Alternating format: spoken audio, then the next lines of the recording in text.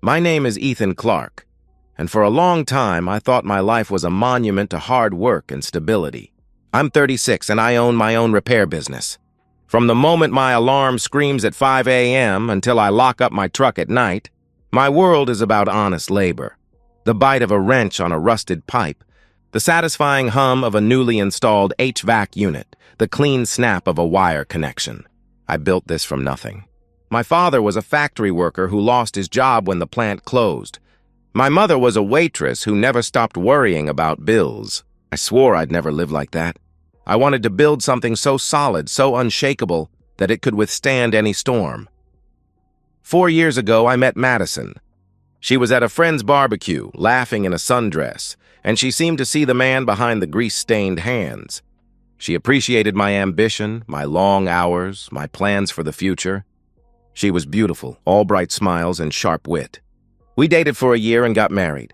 A few months after the wedding, she quit her job as a receptionist. "I want to focus on making our house a home," she told me. I didn't question it. We made enough on my income alone, and the idea of coming home to a wife who could focus on the little things, it felt like the reward for all my years of grinding. On the surface, our marriage was a perfectly manicured lawn. We talked about kids, about our future, about vacations we'd never take.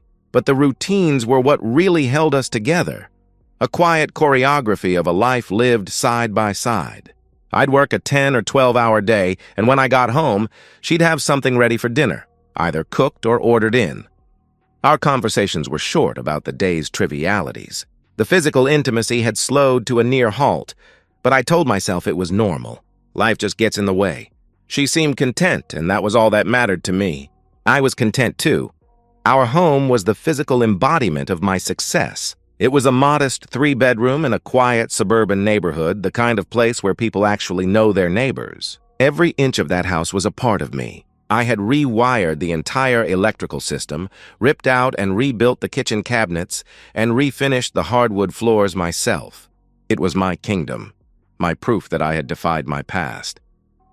But in the last 6 months, a small, insidious crack had appeared in the foundation. Madison became attached to her phone, always keeping the screen angled away from me. When she answered texts, her smile wasn't for me. It was for the screen. She started dressing up more, not for our infrequent date nights, but for her errands and yoga classes. When I asked what she did all day, her answers became vague and distracted, like she was telling me what she thought I wanted to hear. I pushed it down, blamed it on my own exhaustion. I trusted her. To not trust her would mean admitting the life I built was a lie, and that was a truth I wasn't ready to face. I should have listened to my instincts. Because the next afternoon, my entire world would collapse in a hotel parking lot. I received a work call for an emergency repair at a newly opened boutique hotel downtown, a job that would shatter the illusion I'd been living in. The Grand Meridian Hotel was everything I wasn't. It was all polished chrome and silent opulence, the kind of place where the air itself felt too clean. I drove my beat-up work truck into the service area, my toolbox rattling in the passenger seat, a stark contrast to the luxury cars parked neatly in the lot. The call was for a faulty AC unit in a penthouse suite. A quick job, I figured. I'd be in and out in an hour. Then I saw her. The sight hit me with the force of a physical blow. She stepped out of a sleek silver BMW, a car I'd never seen before, her laugh echoing in the sterile air of the parking garage. It wasn't the sound of my wife's usual giggle. This was a free, unburdened laugh I hadn't heard in years. She was wearing a dress I didn't recognize, fitted a deep emerald green that shimmered in the afternoon light. Her hair was professionally styled, her makeup flawless. She wasn't dressed for an errand. She was dressed for a date.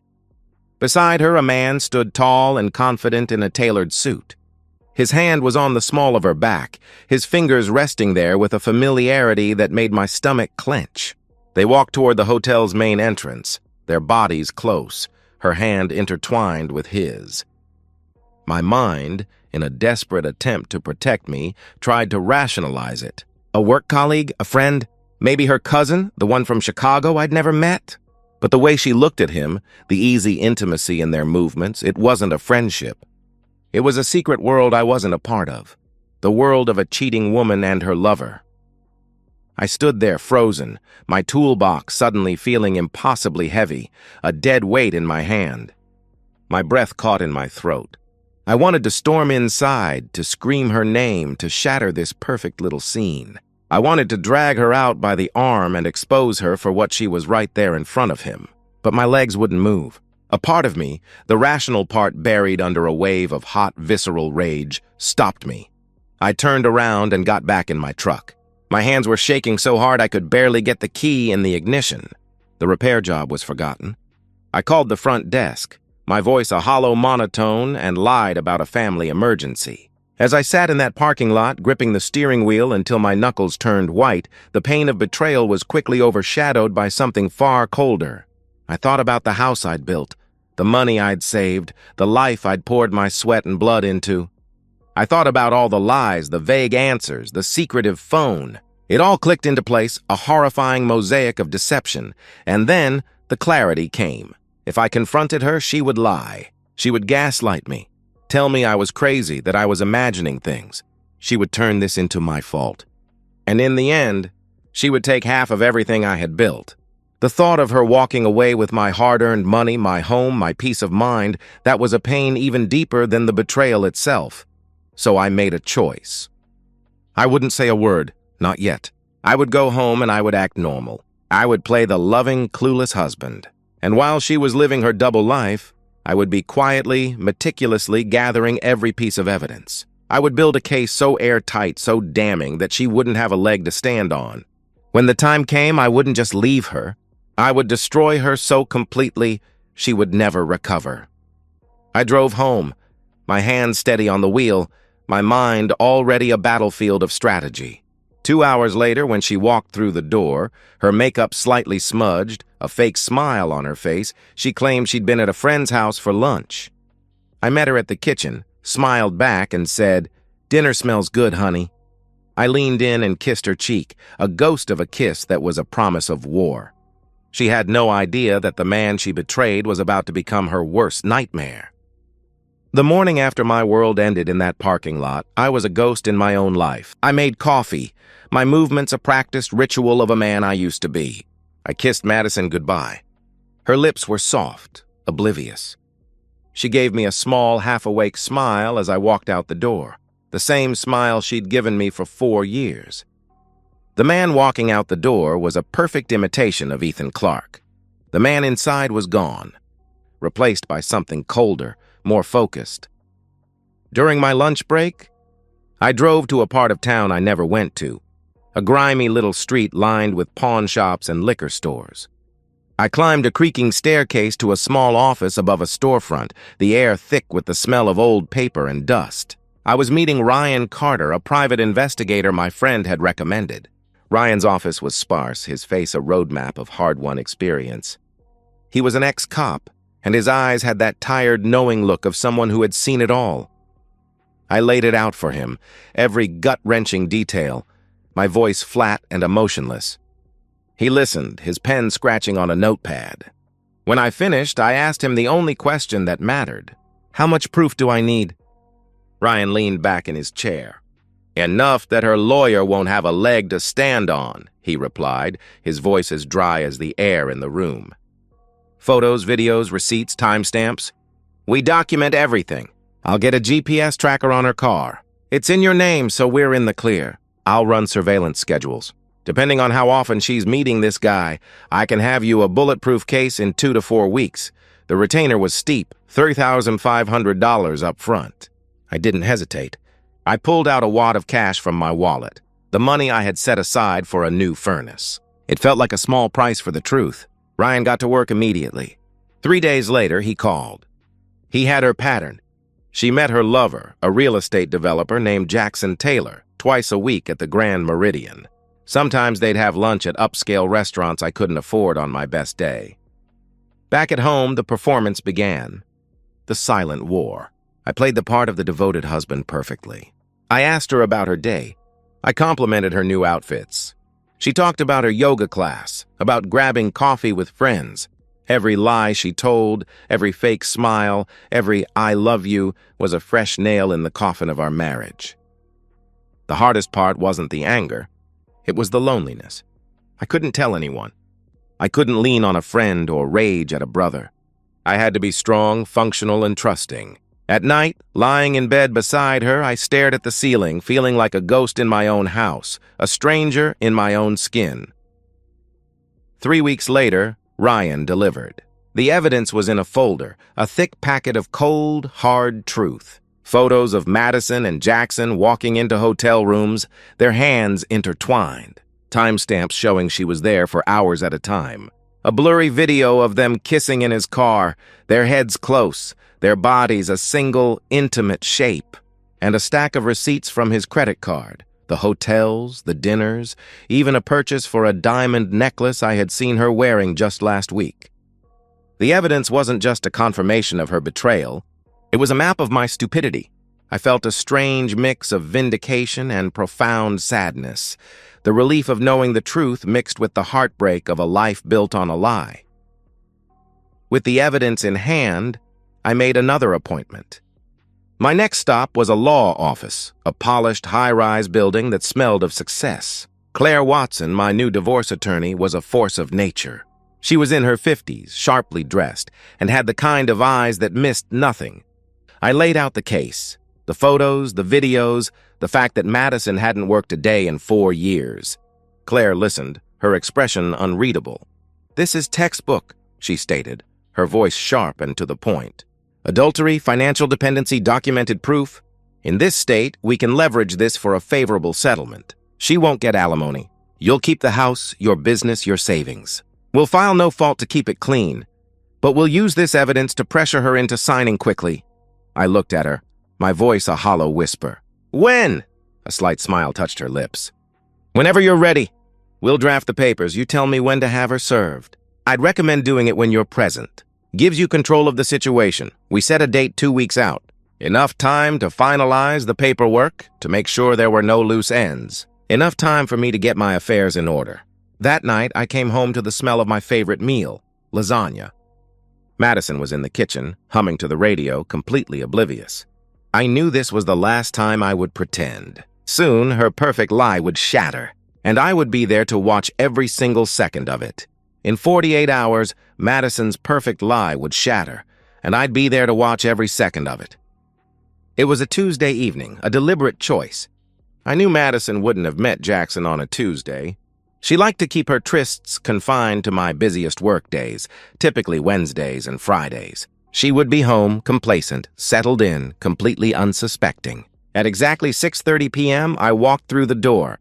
I was calm, unnaturally so, like a lake of ice over fire. I had rehearsed this moment 100 times in my head, editing my lines, refining my composure. Madison was on the couch, legs tucked beneath her, scrolling through her phone. She didn't even look up right away. "Hey, babe, how was work?" she mumbled, her voice lazy and familiar. "Long," I replied, setting my keys on the counter with a quiet clink. "But productive." I didn't sit next to her. Instead, I moved to the armchair across the room, creating distance, making my presence an intrusion. She glanced at me then, catching the lack of warmth, but dismissed it, returning to her screen. I picked up the remote and flipped the channel, landing on a nature documentary. On screen, a lioness was stalking a lone zebra, her movements slow, methodical, inevitable. The irony made me smile inwardly. I waited. At exactly 7:00 p.m., the doorbell rang. Madison frowned, pulling her attention fully from her phone. "Are we expecting someone?" I kept my gaze fixed on the television, watching the predator close the gap. "Not we," I said quietly, the word tasting like ash in my mouth. "You." She stood up, annoyed by the interruption, and walked to the door. When she opened it, a young man in a cheap suit stood there holding a thick manila envelope. "Madison Hall?" he asked, his tone flat and professional. "Yes," she replied, her voice laced with confusion. "You've been served." He handed her the envelope, gave a perfunctory nod, and retreated quickly, melting into the twilight. Madison stared down at the envelope, her face draining of color. Her composure began to crack immediately. Her hands trembled slightly as she clumsily tore open the clasp. I watched her from the armchair, completely still. The silence of the room punctuated only by the nature documentary's narrator describing the final, lethal strike of the lioness. She pulled out the documents. Her eyes scanned the first page. Divorce in bold letters. Then, irreconcilable differences. Then her gaze fell to the back, where Claire, my attorney, had cleverly paper-clipped a few choice evidence photos. The color rushed from her face, leaving her pale and hollow. Then the blood rushed back in a violent wave, turning her cheeks crimson. What? What is this? Her voice was a fragile whisper, the last gasp of her perfect denial. I finally leaned forward, resting my elbows on my knees. It's exactly what it looks like. I know about Jackson. I know about the Grand Meridian. I know about every lunch, every lie, every time you came home smelling like someone else's cologne, pretending you had been at yoga. Her mouth opened and closed, incapable of forming a coherent defense. She looked down at the photos. Her and Jackson, undeniable, crisp, clear as day, walking into the hotel, kissing passionately in the parking lot. Ethan, this isn't... Don't! I cut her off, my voice cold and steady, lacking any trace of the rage she expected. Don't insult me with more lies. You used up your last chance to tell the truth weeks ago. She let the envelope drop, the papers scattering on the hardwood floor, and dissolved instantly. She dropped to her knees, tears already streaming, the performance ramping up. Ethan, please, it was a mistake. I was lonely. You're always working. I didn't mean for it to happen. She began to plead. I stood up instantly, stepping back from her frantic reach. You didn't mean to screw another man in a hotel twice a week for 3 months? You didn't mean to use my money? The money I earned fixing furnaces and toilets on new dresses to impress him? You didn't mean to lie to my face every day? She was sobbing hysterically now, clutching her head. Please, we can fix this. I'll end it. I'll never see him again. We can go to counseling. Please, Ethan, I love you. You love me? I repeated, a dry, harsh laugh escaping my throat. You don't even know what that word means. Do you know what I did while you were out there pretending to be single? I worked, I saved, I built this life. I gestured around the house, my house. And you threw it away for a guy with nice suits and a nice car. I'm sorry, she choked out, her voice breaking. I'm so sorry. I reached into my pocket and pulled out my phone. I scrolled to the private folder Ryan had given me and held the screen toward her. A video played, a short, silent clip of her and Jackson laughing, her head resting on his shoulder. This is what sorry looks like to you? Because to me, it looks like someone who was certain she'd never get caught. Madison finally crumbled, burying her face in her hands, her shoulders shaking with helpless sobs. What do you want from me? Nothing, I said flatly, walking past her to the counter. I want you to sign the papers. My attorney will contact you with the details. You're not getting alimony. You're not getting the house. You're not getting anything except the chance to walk away quietly. Her face lifted, wet with tears, fear replacing guilt. Where am I supposed to go? That's not my problem anymore, I replied, grabbing my jacket. Maybe Jackson will take you in. Or maybe you'll figure it out the way I did, by working. I grabbed my keys. I'm staying at a friend's place tonight. I want you out of here by the end of the week. Take your clothes, your personal stuff, nothing else. If you take one dime or one possession that's mine, I'll file charges for theft. And I have receipts for everything in this house. Ethan, please. I turned back one last time, my eyes meeting hers, devoid of any connection, any regret. We're done, Madison. You made your choice. Now, you get to live with it.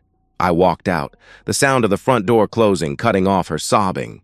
I got into my truck and drove away. In the rearview mirror, I could see her standing in the brightly lit doorway, a small, broken silhouette against the kingdom she had forfeited. For the first time in weeks, the tension left my chest and I felt like I could truly breathe. She was out of my life. But the man who helped her betray me, Jackson Taylor, still walked around like he'd done nothing wrong. That was about to change. 2 weeks after Madison walked out the door, the divorce was largely settled. The house was mine. The business was safe. My lawyer, Claire, had used the evidence like a scalpel, leaving Madison with nothing but her few boxes of clothes and the humiliating shame of defeat. The paperwork was signed, the threat of exposure hanging over her head enough to keep her from fighting the settlement. I should have felt peace, but the quiet emptiness of the house was not enough. A cold, familiar burn remained in my chest. It wasn't about her anymore. It was about Jackson Taylor, the man who had entered my life like a wrecking ball, who had enjoyed the benefits of my labor and my trust, and who was now back in his polished office, driving his silver BMW, closing deals and living his upscale life as if nothing had happened. He hadn't lost a dime. He hadn't felt an ounce of fear or regret. That was an imbalance I couldn't tolerate. I didn't want his money. I didn't want him arrested. I just wanted him to know, physically and irrevocably, that some actions draw consequences that lawyers and paper can't touch. I'm not a violent man. I built my life with wrenches, not fists. But I also knew a few guys from the old days, when I was swinging a hammer on construction sites. Guys who operated outside the clean, legal world I had built. I called Owen, a former Marine who now bounced at a downtown club, and Dylan, a quiet mechanic with a long memory for grudges and a solid code of loyalty. I met them at a dive bar off the highway. I didn't play the victim. I just laid out the facts over cheap beer. This guy slept with my wife for months, helped her lie to me. He thinks there are no consequences. I want him to understand that there are. Owen and Dylan exchanged a knowing look. Owen spoke first, his voice gravelly. We're not killing anyone, Ethan. I don't want him dead, I confirmed. I just want him to remember this week for the rest of his life. They did their homework.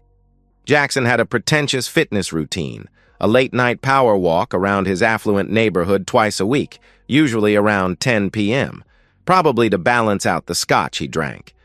3 nights later, we were waiting. We were parked 3 blocks away, watching the GPS signal on Dylan's phone, which tracked the route.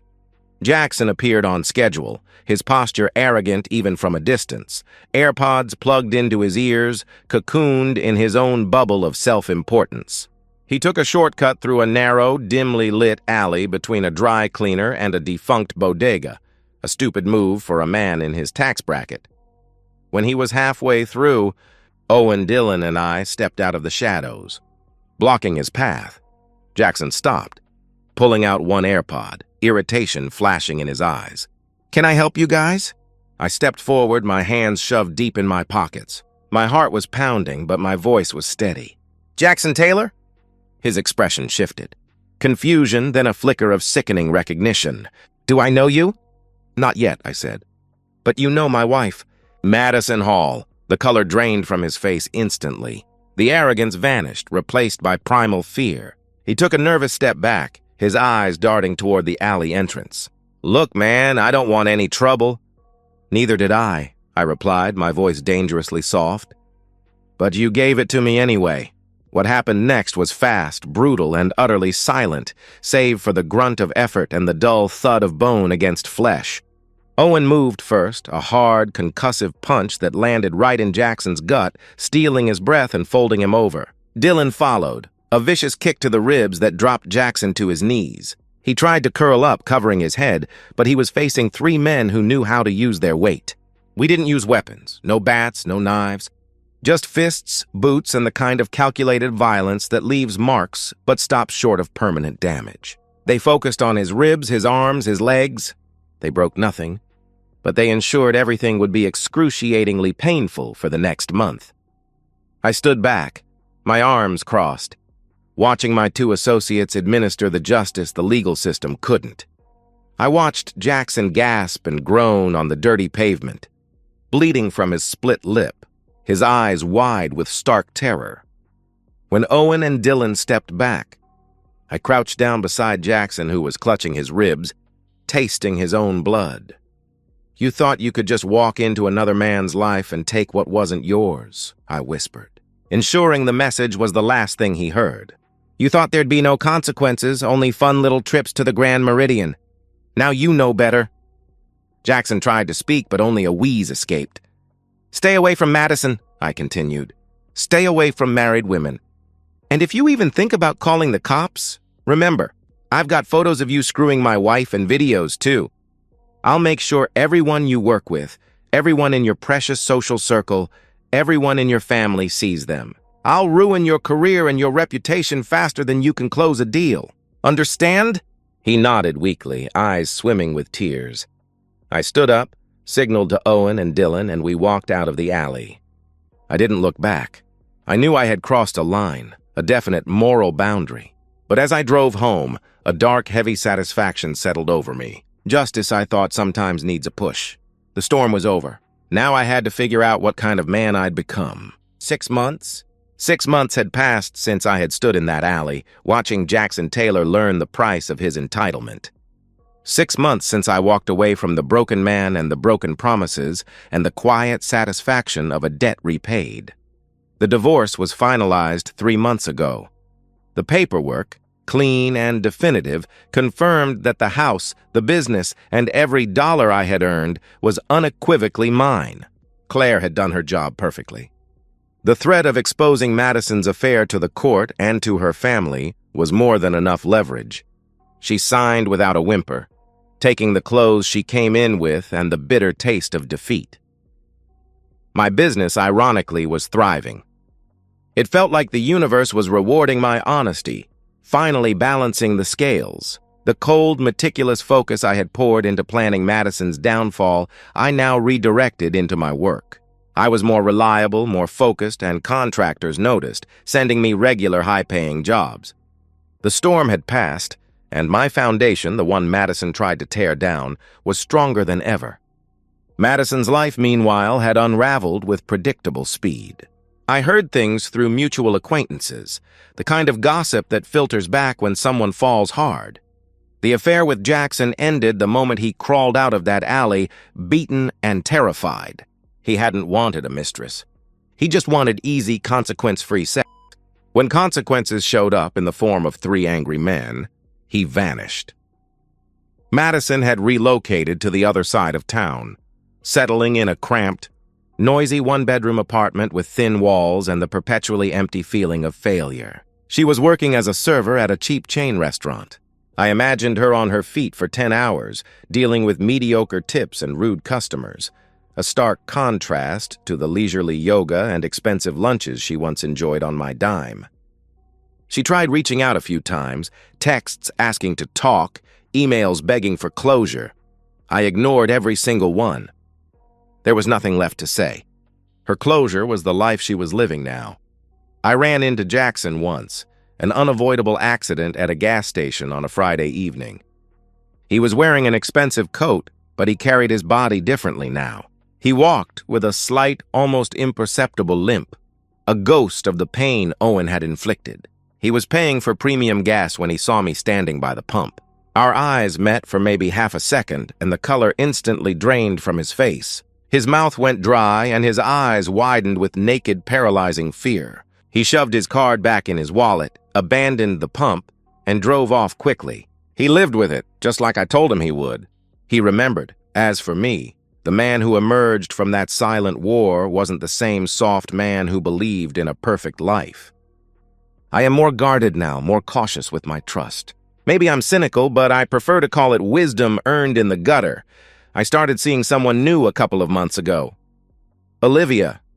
She works the register at the local grocery store near my shop. She's kind, grounded, and she works her own long hours. She appreciates honesty and a comfortable, predictable life. We take it slow. She knows the basics, that my ex-wife cheated and that it ended badly, but I keep the darker details of the reckoning locked away. That part of my life, the part involving the alley and the cold, focused rage belongs only to me. Some nights, when I'm alone in this house, my house, built by my hands, I sit in silence and think about everything. I don't regret my choices. Not the surveillance, not the divorce, not even the night in that alley. I protected what was mine, and I made sure the people who tried to take it away paid a personal price. Maybe to some, that makes me a villain, but I sleep fine. Because in the end, justice was served. Not by a system that rewards deception, but by a man who finally stood up for himself. And now, finally, I am free. And so, we've reached the end of today's story. Was it what you expected, or did it take a twist you didn't see coming? I'm curious to hear your thoughts. Share them in the comments below, and let's get a conversation going. If this story kept you hooked, make sure to hit that like button. And if you're new here or just haven't subscribed yet, now's the perfect time to join our community. I bring you fresh, captivating stories every day, so click that subscribe button and turn on notifications so you never miss out. Thanks for watching, and I'll see you in the next one.